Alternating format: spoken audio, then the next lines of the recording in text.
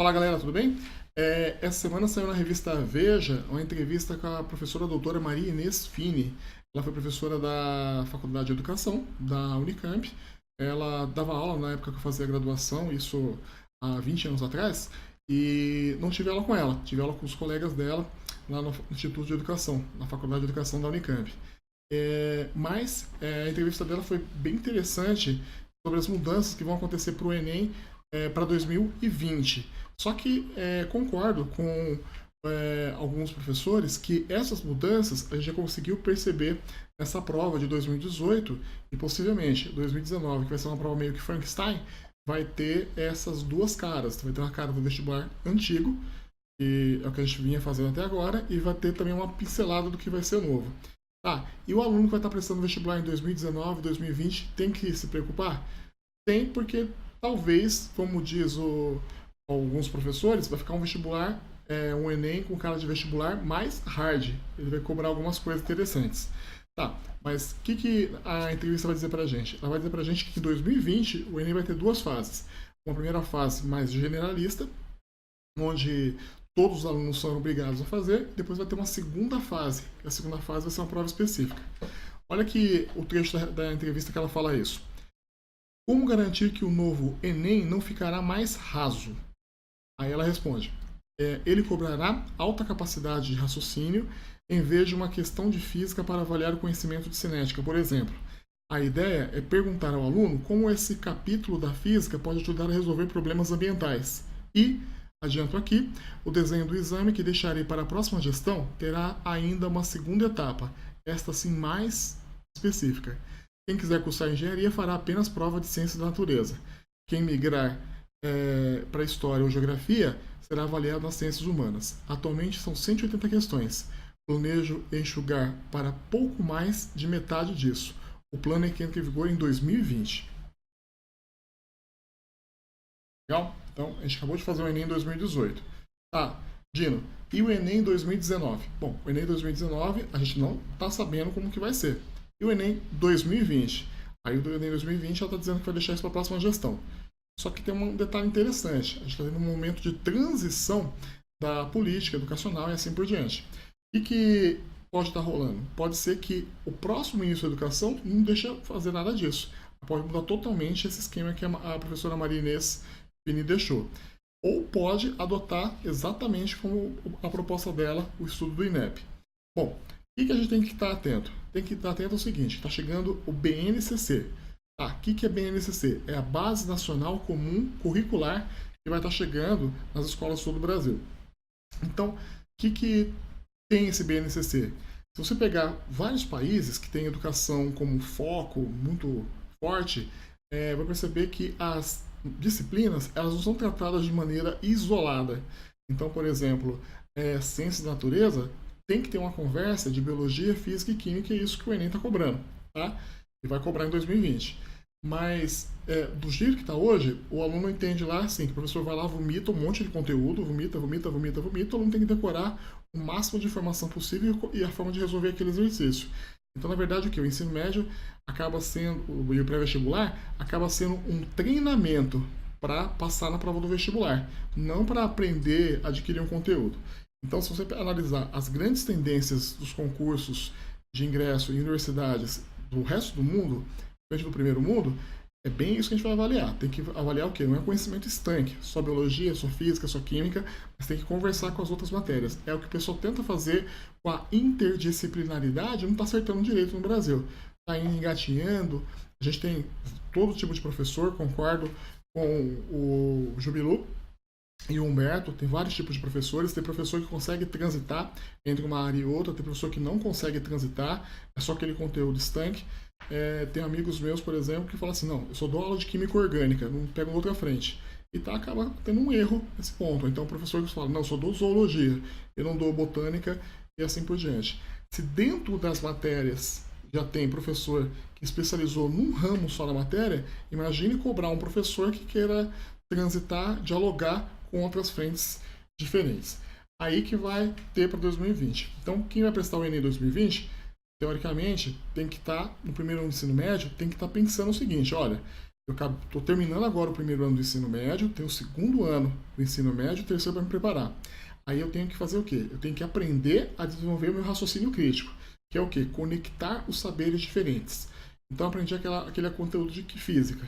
Como será que aquele conteúdo de física pode estar namorando química e biologia e outras áreas afins? Aprendi química. O que tem a ver isso com outras áreas como biologia, geomorfologia e assim por diante?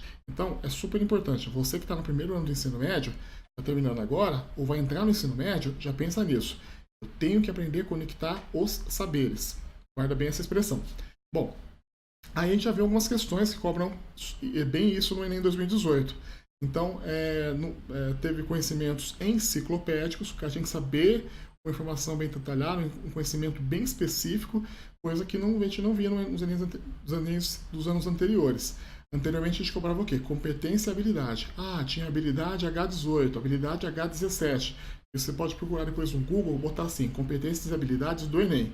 Aí você vai ver como eram cobradas as questões. Com esse Enem 2018, a gente viu que tinha questão conteudista. E para 2020, se você for para a segunda fase, e a segunda fase tiver essas provas com conhecimento específico, então prepara que vai ter bastante coisa interessante. Então, e o Enem 2019, Dino, tá falando 2018, 2020, 2019, vai estar no olho do furacão. Quem vai prestar o Enem 2019, a gente não sabe muito bem o que vai estar encontrando. Mas possivelmente vai ser uma transição, uma mescla 2018 com tendência para 2020, ou vai ser aquele Frankenstein, a gente não sabe o que vai rolar, com as matérias não conversando uma com a outra, ainda tendo matéria com conhecimento bem específico e assim por diante.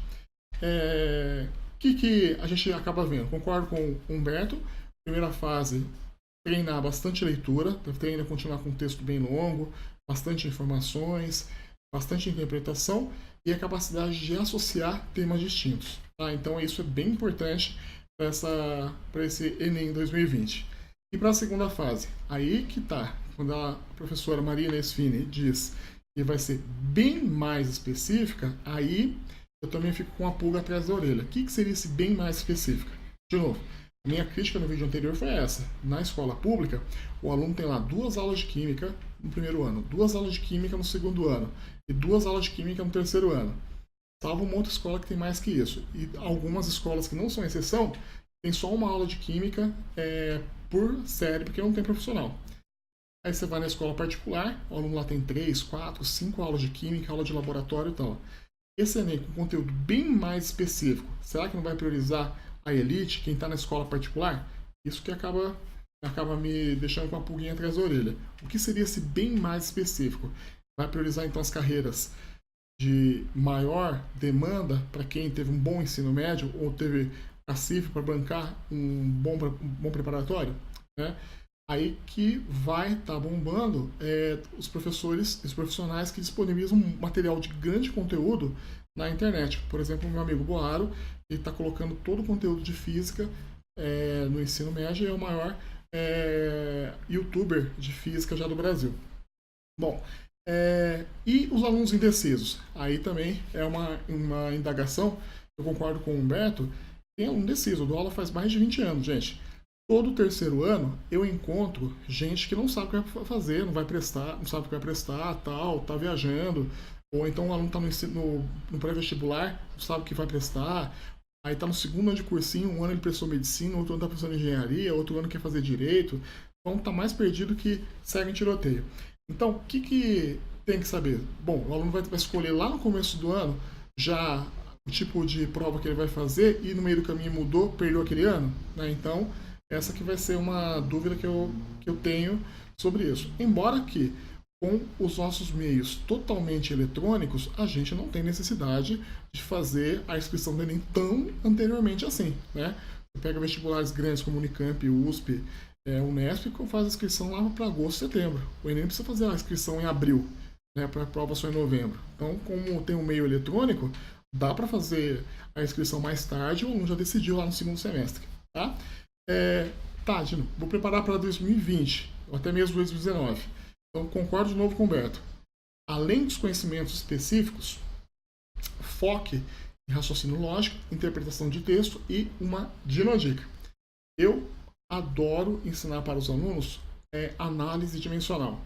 Então, se você está se preparando para o Enem, para a prova específica, e vai cobrar matemática e ciência da natureza, vai ter exercícios que vão ter contas super complicadas com muitas regras de três. Então, eu indico que você tente aprender análise dimensional.